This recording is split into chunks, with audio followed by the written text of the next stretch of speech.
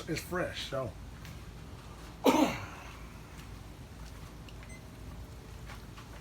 So, in the last video, he was referring to the Karate Kid thing. So go ahead and go back to that, so remind them what it is. Well, when you're doing something and there's no way to measure what you're doing, it's not like seeing another set of plates. You know, now I did 50, now I'm doing 60.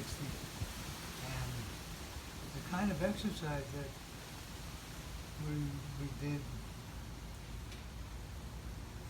it just doesn't seem to have anything to do with making me stronger or giving me more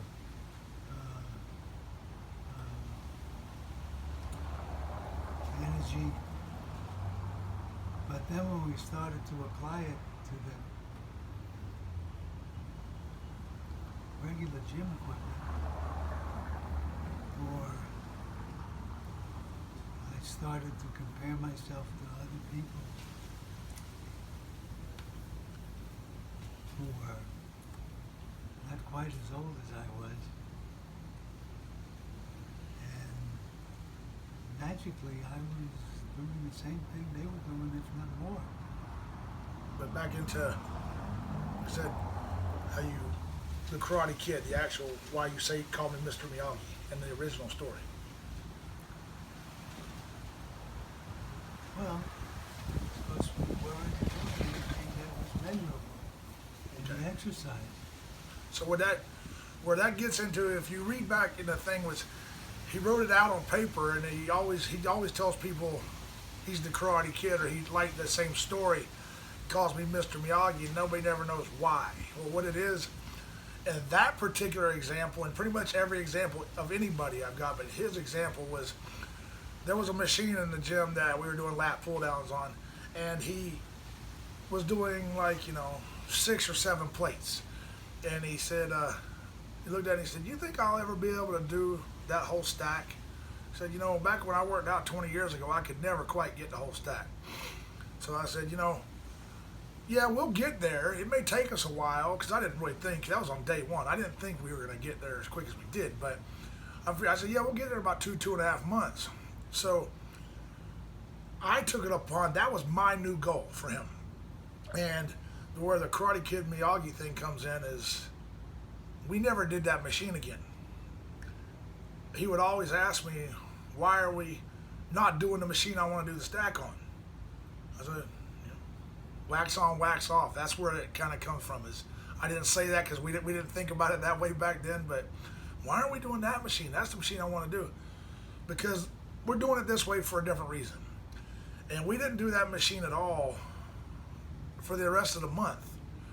And then at about the session, I think it was about session 12 or so, right in there, end of a month, we went back to that machine and said, let's go try this thing out. We warmed up on it, then he did it, and he said, wow, that was a little heavy. And I said, well, let's go up just a little bit, see if you can do it. And he's like, wow, that was heavy. And because I was behind him spotting him when he said, wow, that's heavy. And I said, well, look. And he looked down, and it was on the stack. He's like, you changed that. So I'm standing behind you. How did I get in front of you to change a pin? So what it was, that's the whole Miyagi Karate Kid thing is, you don't know why you're doing it, but there's a reason you're doing it. And he saw when it came competition time, which was trying to stack again on game day, wow, all that stuff has a purpose. And I'll post, it's way back there, I'll post a video again. There was a girl in the gym that day, she filmed the second set for it. You can see it on his face, he still don't believe he did it. And that's a far cry from where we are now. But, Well, we talk a lot, and he distracts me. He distracts my attention. So I don't quite follow the changes that he makes. And also he makes these changes, and he's so big, I can't see the changes that he's making. But then it's just,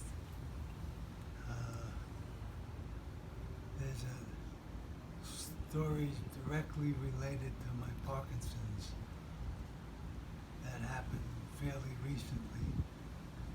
That's pretty much the same thing. It has to do with my walking.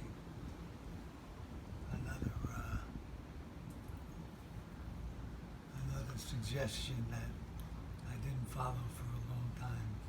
And then, oh, look at me. I'm walking like a regular human being with my shoulders back and taking real steps. But that's a story for another day. Yeah. He's really stubborn. I don't know if it's his age, That's my age. being from up north, Yes, being from New York. always being, most of the time he was working, he was always pretty close to the boss and the big companies, so he's used to getting his way. So you almost got to trick him into it. But I think that's a lot of what you got to do for everybody. You got to trick the mind, because the mind doubts you. But if the mind doesn't know what's happening, it'll do it before it realizes it. That was a mouthful.